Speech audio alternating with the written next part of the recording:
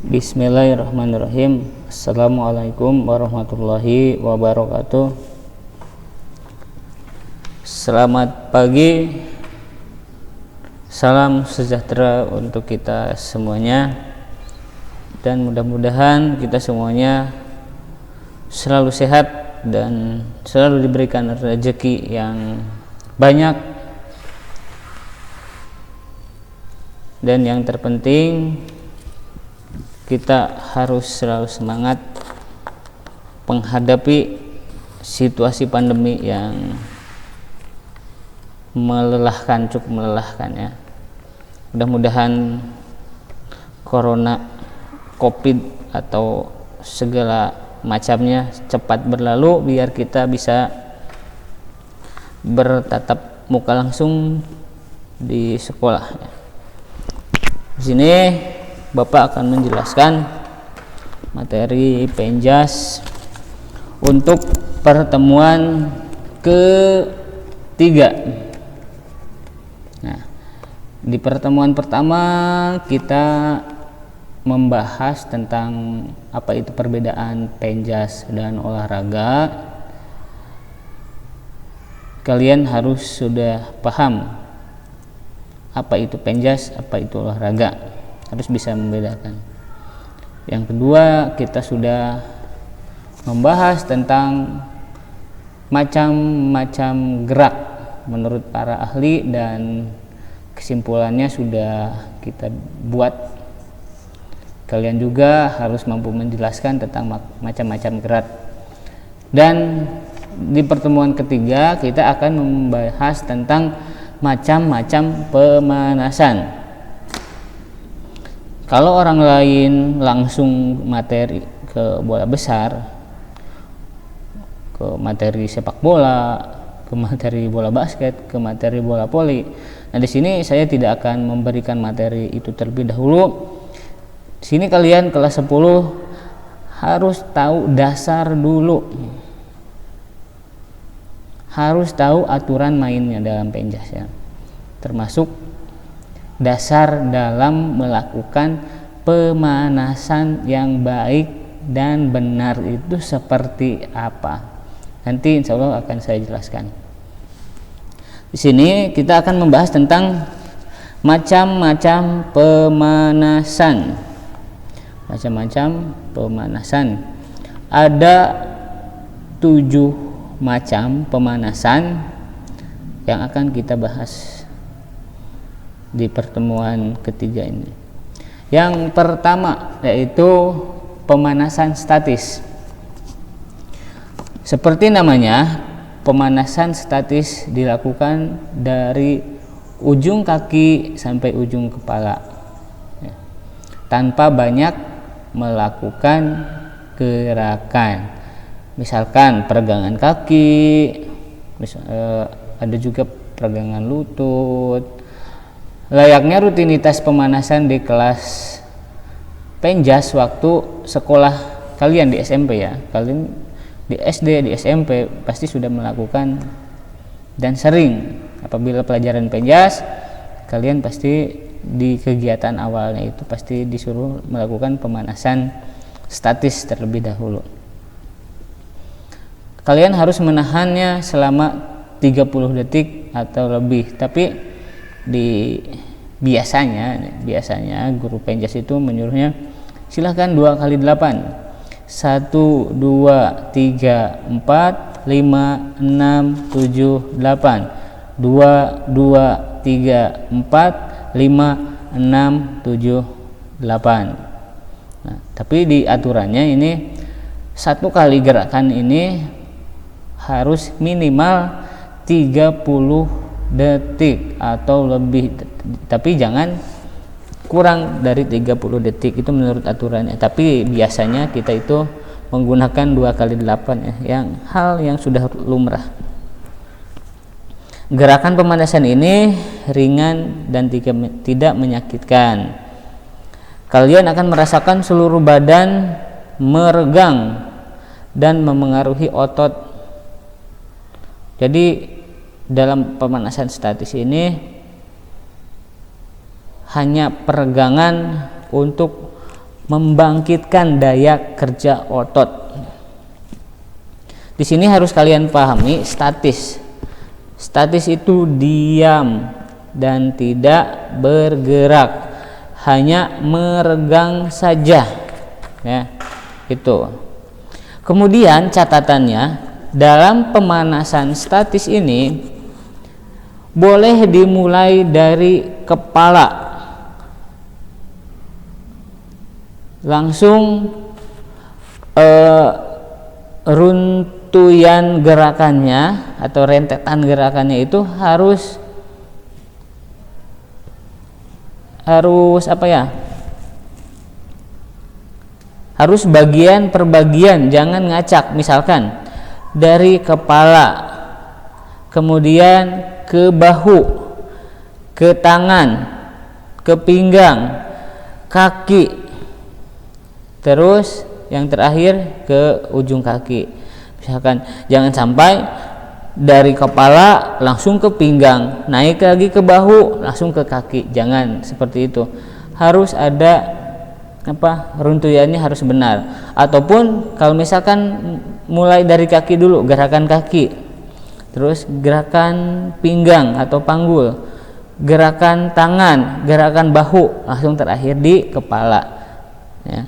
Kalau mau kepala dulu silahkan dari atas sampai ke bawah. Kalau misalkan mau dari bawah dulu silahkan, berarti dari bawah runtuyannya sampai ke atas ke kepala. Itu yang harus dicatat oleh kalian, jangan ngacak gitu. Yang kedua, pemanasan pasif. Pemanasan pasif ini mirip dengan pemanasan statis, namun kalian bersama satu orang lainnya akan saling menekan atau meregangkan otot. Contohnya, kalian bisa berdiri dengan pinggang menyandar ke tembok, sementara pasangan pemanasan Anda mengangkat kaki Anda dan meregangkan hamstring. Pemanasan pasif mengurangi kejang otot dan membantu mengurangi kelelahan otot dan rasa sakit setelah berolahraga. Bisa di sini bisa pemanasannya bisa berpasangan. Yang satu diam, pasif hanya diam, dan yang satu itu membantu orang yang mau melaksanakan pemanasannya untuk meregangkan ototnya. Misalkan orang yang akan melakukan pemanasan itu posisinya duduk, kakinya ke depan, diselonjorkan ke depan, dan temannya itu bisa mendorong kepalanya ke depan dan bahunya ditarik ke belakang gitu. Jadi di sini pasif itu dibantu, ya. Kalian hanya diam tetapi dibantu oleh pasangan kalian gitu. Dan setelah itu kalian gantian. Pasangan kalian yang melakukan pemanasan pasif, kalian yang melakukannya gitu. Yang ketiga, pemanasan dinamis. Nah, tadi statis diam, sekarang dinamis itu apa? Dinamis itu bergerak, ya. Pemanasan ini melibatkan pengendalian tangan dan kaki dengan perlahan dan membawanya pada batas jarak pergerakan. Bagian tubuh Anda akan bergerak dan perlahan-lahan meningkatkan kecepatan, baik dilakukan satu persatu atau sekaligus bersamaan. Biasanya contohnya apa sih contoh pemanasan dinamis? Pemanasan dinamis itu bisa kita dengan melakukan anggukan kepala, 1 ke bawah, 1, 2 ke bawah, 3, 4 kita menengadah ke atas. Ataupun bisa tengok kanan, 1, 2, tengok kiri, 3, 4, tengok kanan lagi. Nah, gitu. Itu dilakukan secara dinamis. Ya, artinya bergerak. Pemanasan dinamis itu bisa dengan gerakan loncat, bisa gerakan lompat. Itu yang dinamakan pemanasan dinamis. Yang keempat, pemanasan balistik.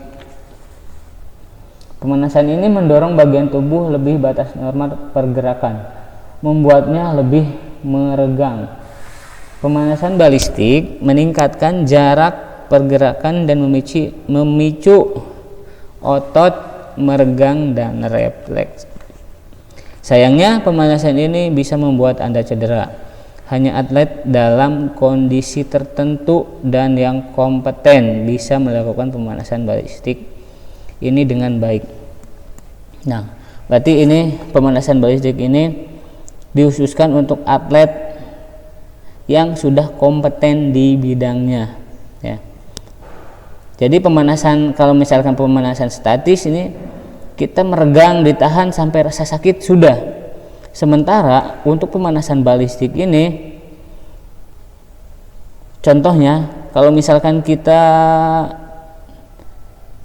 melakukan cium lutut, sakit, tahan. Tetapi kalau di pemanasan balistik ini, cium lutut, sakit, terus langsung dipaksakan lebih sakit lagi gitu. Karena di sini dituntut untuk pemanasan balistik ini untuk memicu otot meregang dengan refleks, meregangnya dalam kondisi otot yang maksimal gitu. Tidak hanya sakit, tapi kalau misalkan udah terasa sakit terus ditambah gitu. Yang selanjutnya pemanasan terisolasi. Nah, poin kelima, pemanasan terisolasi. Pemanasan ini biasanya digunakan oleh para atlet, pelatih, terapis pijat, dan profesional lainnya.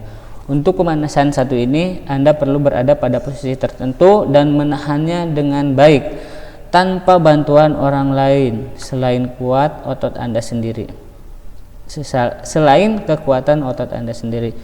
Contohnya, hempasan kaki Anda tinggi ke atas dan tahan posisi tersebut. Nah, jadi ini misalkan atlet senam karena dituntut untuk mempunyai kelenturan tubuh yang maksimal ini, dia akan melakukan pemanasan aktif terisolasi ini dengan sendirinya menggunakan kekuatan otot tubuh sendirinya secara maksimal.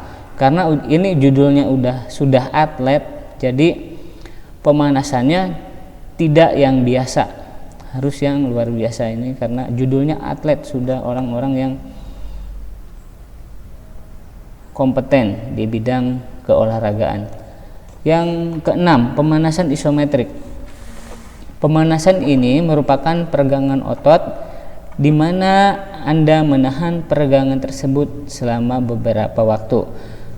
Sebagai contoh, minta pasangan pemanasan Anda menahan kaki Anda diangkat tinggi, sementara Anda berusaha menekan ke arah berlawanan. Pemanasan ini merupakan pemanasan paling aman dan paling efektif untuk meningkatkan jarak pergerakan sendi, sekaligus memperkuat tendon dan ligamen saat mencapai kelenturan. Otot tendon dan ligamennya ini harus mencapai kelenturan yang maksimal. Apa itu otot tendon dan ligamen? Silahkan kalian cari sendiri di Google atau di YouTube, bisa kalian cari. Pemanasan isometrik ini berarti hampir sama dengan pemanasan pasif. Ada pasangan. Kalau misalkan pasif, si orangnya itu hanya diam, tetapi kalau pemanasan isometrik, teman membantu melakukan pemanasan, nah kita juga ada gerakan aktifnya gitu, tidak diam seperti di pemanasan pasif. Tuh bedanya pemanasan pasif sama isometrik. Yang terakhir, pemanasan propriosepsi neuromuskular. Pemanasan ini menggabungkan pemanasan isometrik statis dan pasif untuk mencapai tingkat kelenturan yang tinggi. Lakukan dengan pemanasan pasif pada otot dan secara pasif regangkan sampai jarak pergerakan meningkat. Pemanasan ini merupakan bentuk latihan kelenturan atau fleksibilitas yang juga dapat membantu meningkatkan otot.